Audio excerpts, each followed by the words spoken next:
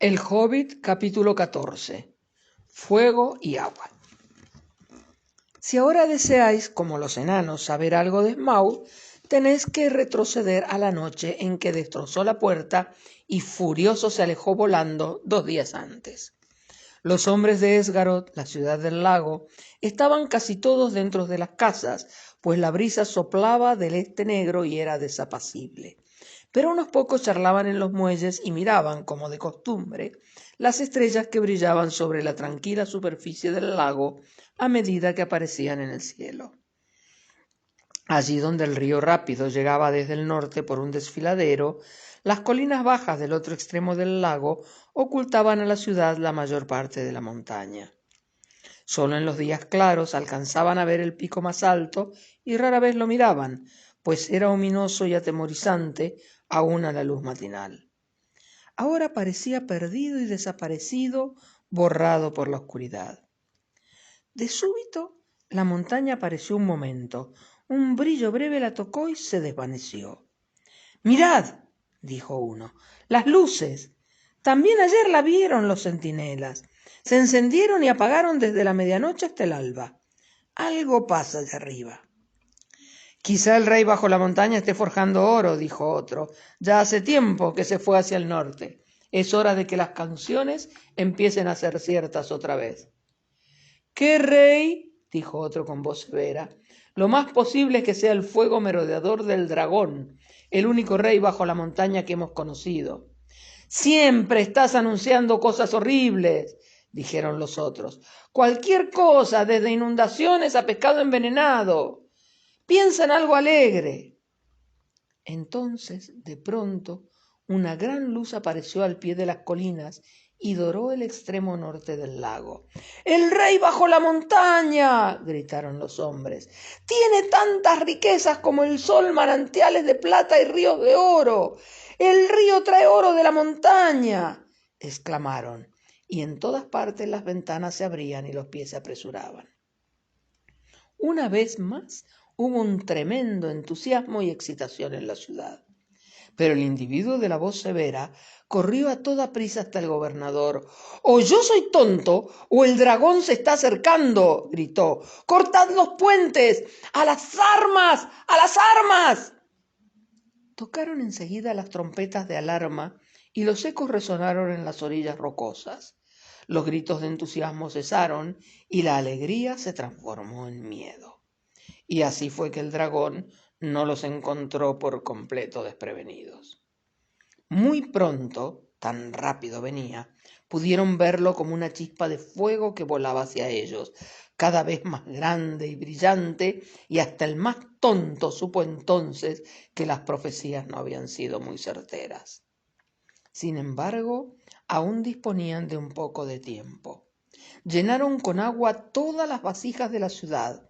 Todos los guerreros se armaron, prepararon los venablos y flechas, y el puente fue derribado y destruido antes de que se oyera el rugido de la terrible llegada de Smaug y el lago se rizara rojo como el fuego bajo el tremendo batido de las alas. Entre los chillidos, lamentos y gritos de los hombres, Smaug llegó sobre ellos y se precipitó hacia los puentes. ¡Lo habían engañado! El puente había desaparecido y sus enemigos estaban en una isla en medio de un agua profunda, demasiado profunda, oscura y fría. Si se echaba ahora al agua, los vahos y vapores entenebrecerían la tierra durante mucho tiempo, pero el lago era más poderoso y acabaría con él antes de que consiguiese atravesarlo.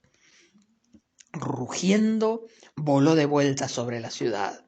Una granizada de flechas oscuras se elevó y chasqueó y le golpeó las escamas y joyas, y el aliento de fuego encendió las flechas que cayeron de vuelta al agua ardiendo y silbando. Ningún fuego de artificio que hubierais imaginado alguna vez habría podido compararse con el espectáculo de aquella noche. El tañido de los arcos y el toque de trompetas enardeció aún más la cólera del dragón hasta enceguecerlo y enloquecerlo. Nadie se había atrevido a enfrentarlo desde mucho tiempo atrás, ni se habían atrevido entonces, si el hombre de la voz severa, Bardo se llamaba, no hubiera corrido de acá para allá, animando a los arqueros y pidiendo al gobernador que les ordenase luchar hasta la última flecha. Las fauces del dragón despedían fuego. Por un momento voló en círculo sobre ellos, alto en el aire, alumbrando todo el lago. Los árboles de las orillas brillaban como sangre y cobre, con sombras muy negras que subían por los troncos. Luego descendió de pronto, atravesando la tormenta de flechas, temerario de furia, sin tratar de esconder los flancos escamosos, buscando solo incendiar la ciudad. El fuego se elevaba de los tejados de paja y los extremos de las vigas, mientras Smaug bajaba y pasaba y daba la vuelta, aunque todo había sido empapado en agua antes que él llegase. Siempre había 100 manos que arrojaban agua donde quiera que apareciese una chispa. Smaug giró en el aire. La cola barrió el tejado de la casa grande, que se desmoronó y cayó. Unas llamas inextinguibles subían altas en la noche. La cola volvió a barrer y otra casa y otra cayeron envueltas en llamas. Y aún ninguna flecha estorbaba a Smaug ni le hacía más daño que una mosca de los pantanos. Ya los hombres saltaban al agua por todas partes. Las mujeres y los niños se apretaban en botes de carga en la ensenada del mercado. Las armas caían al suelo. Hubo luto y llanto donde hacía poco tiempo los enanos habían cantado las alegrías del porvenir. Ahora los hombres maldecían a los enanos. El mismo gobernador corría hacia una barca dorada, esperando alejarse remando en la confusión y salvarse. Pronto no quedaría nadie en toda la ciudad y sería quemada y arrasada hasta la superficie del lago. Eso era lo que el dragón quería. Poco le importaba que se metieran en los botes. Tendría una excelente diversión cazándolos, o podría dejarlos en medio del lago hasta que se murieran de hambre. Que intentasen llegar a la orilla y estaría preparado. Pronto incendiaría todos los bosques de las orillas y marchitaría todos los campos y hierbas. En ese momento disfrutaba del deporte del acoso a la ciudad más de lo que había disfrutado cualquier otra cosa en muchos años. Pero una compañía de arqueros se mantenía aún firme entre las casas en llamas. Bardo era el capitán, el de la voz severa y cara ceñuda, a quien los amigos habían acusado de profetizar inundaciones y pescado envenenado, aunque sabían que era hombre de valía y coraje. Bardo descendía en línea directa de Gideon, señor del valle, cuya esposa e hijo habían escapado aguas abajo por el río rápido del desastre de otro tiempo. Ahora Bardo tiraba con un gran arco de tejo hasta que solo le quedó una flecha. Las llamas se le acercaban. Los compañeros lo abandonaban. Preparó el arco por última vez. De repente, de la oscuridad, algo revoloteó hasta su hombro. Bardo se sobresaltó, pero era solo un viejo zorzal. Se le posó impertérrito junto a la oreja y le comunicó las nuevas. Maravillado, Bardo se dio cuenta de que entendía la lengua del zorzal, pues era de la raza de Valle. «Espera, espera», le dijo el pájaro. «La luna está asomando. Busca el hueco del pecho izquierdo cuando vuele y si vuela por encima de ti». Y mientras Bardo se detenía asombrado, le habló de lo que ocurría en la montaña y de lo que había oído. Entonces Bardo llevó la cuerda del arco hasta la oreja. El dragón regresaba volando en círculos bajos y mientras iba acercándose, la luna se elevó sobre la orilla este y le plateó las grandes alas. «Flecha», dijo el arquero, «flecha negra, te he reservado hasta el final.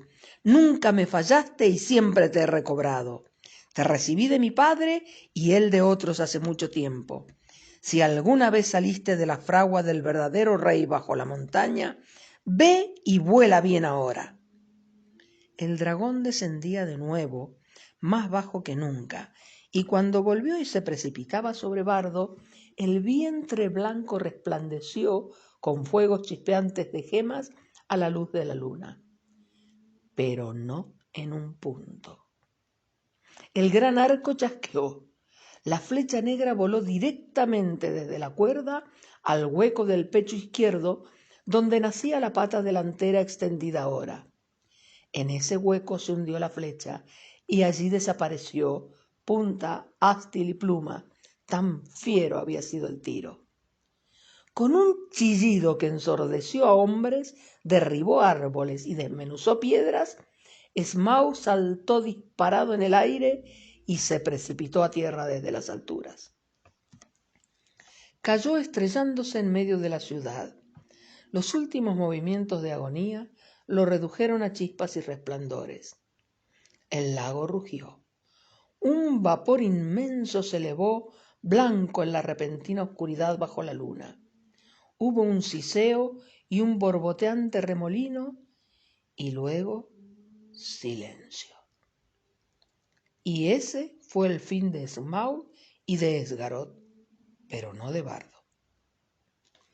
La luna creciente se elevó más y más, y el viento creció ruidoso y frío. Retorcía la niebla blanca en columnas inclinadas y en nubes rápidas, y la empujaba hacia el oeste, dispersándola en jirones deshilachados sobre las ciénagas del bosque negro.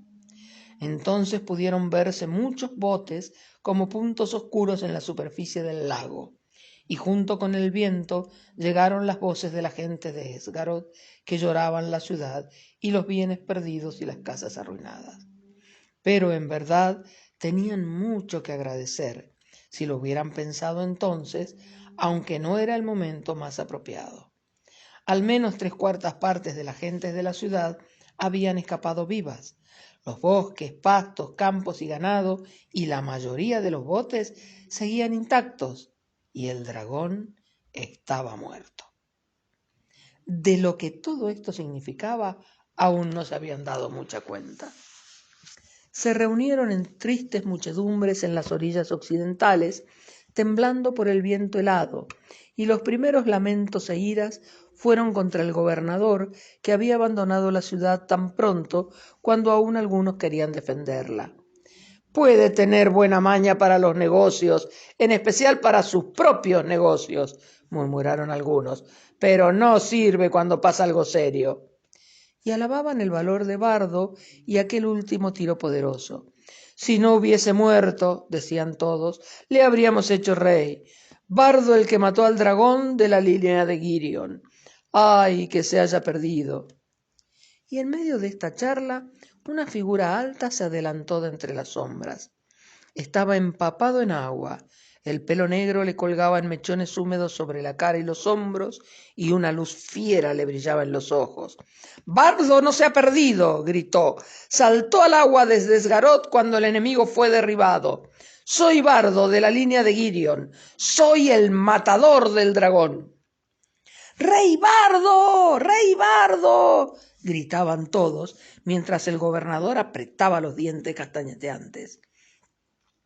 Girion fue el señor de Valle, pero no rey de Esgaroth, dijo. En la ciudad del lago hemos elegido siempre los gobernadores entre los ancianos y los sabios, y no hemos soportado nunca el gobierno de los meros hombres de armas. Que el rey Bardo vuelva a su propio reinado. Valle ha sido liberada por el valor de este hombre, y nada impide que regrese. Y aquel que lo desee puede ir con él, si prefiere las piedras frías bajo la sombra de las montañas a las orillas verdes del lago. Los sabios se quedarán aquí con la esperanza de reconstruir Esgaroth y un día disfrutar otra vez de paz y riquezas. «¡Tendremos un rey Bardo!», replicó la gente cercana. «Ya hemos tenido bastantes hombres viejos y contadores de dinero». Y la gente que estaba lejos se puso a gritar «¡Viva el arquero y mueran los monederos!», hasta que el clamor levantó ecos en la orilla. «Soy el último hombre en negar valor a Bardo el arquero», dijo el gobernador débilmente, pues Bardo estaba pegado a él. «Esta noche ha ganado un puesto eminente en el registro de benefactores de la ciudad y es merecedor de muchas canciones imperecederas. Pero ¿por qué, oh pueblo?», y aquí el gobernador se incorporó y habló alto y claro, «¿por qué merezco yo vuestras maldiciones? ¿He de ser depuesto por mis faltas? ¿Quién, puedo preguntar, despertó al dragón? ¿Quién recibió de nosotros ricos presentes y gran ayuda y nos llevó a creer que las viejas canciones iban a ser ciertas? ¿Quién se entretuvo jugando con nuestros dulces corazones y nuestras gratas fantasías? ¿Qué clase de oro han enviado río abajo como recompensa? La ruina y el fuego del dragón. ¿A quién hemos de reclamar la recompensa por nuestra desgracia y ayuda para nuestras viudas y huérfanos? Como podéis ver, el gobernador no había ganado su posición sin ningún motivo. Como resultado de estas palabras, la gente casi olvidó la idea de un nuevo rey y volvieron los enojados pensamientos hacia Thorin y su compañía. Duras y amargas palabras se gritaron desde muchas partes y algunos de los que antes habían cantado en voz alta las viejas canciones gritaron entonces igual de alto que los enanos habían azuzado al dragón contra ellos. «¡Tontos!», dijo Bardo, «¿por qué malgastáis palabras y descargáis vuestra ira sobre esas infelices criaturas? Sin duda los mató el fuego antes que Smaug llegase a nosotros». Entonces, cuando aún estaba hablando, el recuerdo del fabuloso tesoro de la montaña, ahora sin dueño ni guardián, le entró en el corazón. Bardo cayó de pronto y pensó en las palabras del gobernador, en valle reconstruida y coronada de campanas de oro, si pudiese encontrar a los hombres necesarios. Por fin habló otra vez. «No es tiempo para palabras coléricas, gobernador, o para decidir grandes cambios. Hay trabajo que hacer. Os serviré por ahora, aunque dentro de un tiempo quizás reconsidere de nuevo vuestras palabras y me vaya al norte con todos los que quieran seguirme». Bardo se alejó entonces a grandes pasos para ayudar a instalar los campamentos y cuidar de los enfermos y heridos. Pero el gobernador frunció el entrecejo cuando Bardo se retiró y se quedó allí sentado. Mucho pensó y poco dijo, aunque llamó a voces para que le trajesen lumbre y comida. Así, dondequiera que Bardo fuese, los rumores sobre un enorme tesoro que nadie guardaba corrían como un fuego entre la gente. Los hombres hablaban de la recompensa que vendría a aliviar las desgracias presentes, de la riqueza que abundaría y sobraría, y de las cosas que podrían comprar en el sur. Estos pensamientos los ayudaron a pasar la noche amarga y triste. Para poco se pudo encontrar refugio, el gobernador tuvo uno, y hubo poca comida, aún para el gobernador. Gentes que habían escapado ilesas de la destrucción de la ciudad enfermaron aquella noche por la humedad y el frío y la pena, y poco después murieron. Y en los días siguientes hubo mucha enfermedad y gran hambre. Mientras, Bardo tomó el mando y disponía lo que creía conveniente, aunque siempre en nombre del gobernador, y trabajó mucho conminando a las gentes de la ciudad y ordenando los preparativos para protegerlas y alojarlas. Probablemente muchos habrían muerto en el invierno, que ya se precipitaba detrás del otoño, si no hubiesen contado con ayuda. Pero el socorro llegó muy pronto, pues Bardo envió enseguida unos rápidos mensajeros río arriba, hacia el bosque, para pedir ayuda al rey de los elfos, y estos mensajeros encontraron un ejército ya en marcha, aunque solo habían pasado 3 días desde la caída de Smaug. El rey elfo se había enterado de las buenas nuevas por sus propios mensajeros y por los pájaros que eran amigos de los elfos, y ya sabía mucho de lo que había ocurrido. Muy grande, en verdad, fue la conmoción entre las criaturas aladas que moraban en los límites de la desolación del dragón. Las bandadas que volaban en círculos oscurecían el aire, y los mensajeros veloces iban de aquí para allá cruzando el cielo. Sobre los límites del bosque hubo silbidos, gritos y piares. Lejos y más allá del bosque negro se extendieron las noticias. «¡Ha muerto Smaug!». Las hojas susurraron y unas orejas sorprendidas se enderezaron atentas. Aún antes de que el rey elfo empezara a cabalgar, las noticias habían llegado al oeste, a los pinares de las montañas nubladas. Beorn las había oído en la casa del bosque y los trasgos se reunieron en conciliábulos dentro de las cuevas. «Eso será lo último que oigamos de Thorin Escudo de Roble, me temo», dijo el rey. habría sido mejor que hubiese quedado aquí como invitado mío. Sin embargo, añadió, mal viento es el que a nadie lleva nuevas, porque tampoco él había olvidado la leyenda de la riqueza de Tror. Así fue que los mensajeros de Bardo lo encontraron en marcha, con muchos arqueros y lanceros, y los grajos se apiñaban en bandadas sobre él, pues pensaban que la guerra volvía a despertar, una guerra como no había habido otra en aquellos parajes desde hacía mucho tiempo. Pero el rey, cuando recibió el pedido de Bardo, sintió piedad, pues era señor de gente amable y buena, de modo que dando media vuelta, hasta ahora había marchado directamente hacia la montaña, se apresuró río abajo hacia el lago Largo. No tenía botes o almadías suficientes para su ejército y se vieron obligados a ir a pie por el camino más lento, pero antes envió aguas abajo grandes reservas de provisiones. Los elfos todavía mantenían los pies ligeros y a pesar de que no estaban acostumbrados a los pantanos y a las tierras traidoras entre el lago y el bosque, avanzaron deprisa. Solo 5 días después de la muerte del dragón, llegaron a orillas del lago y contemplaron las ruinas de la ciudad. Grande fue la bienvenida, como podía esperarse, y los hombres y el gobernador estaban dispuestos a convertir cualquier clase de pacto como respuesta a la ayuda del rey elfo. Pronto se ultimaron los planes. Junto con las mujeres y los niños, los viejos y los lisiados, quedó el gobernador y también algunos artesanos y unos elfos habilidosos. Esta gente trabajó talando árboles y recolectando la madera que bajaba desde el bosque. Luego levantaron muchas cabañas a orillas del lago contra el invierno inminente y, dirigidos también por el gobernador, comenzaron a trazar una nueva ciudad, aún más hermosa y grande que antes, aunque no en el mismo sitio. Se mudaron al norte, a una costa elevada, pues siempre recelarían del agua donde estaba el dragón.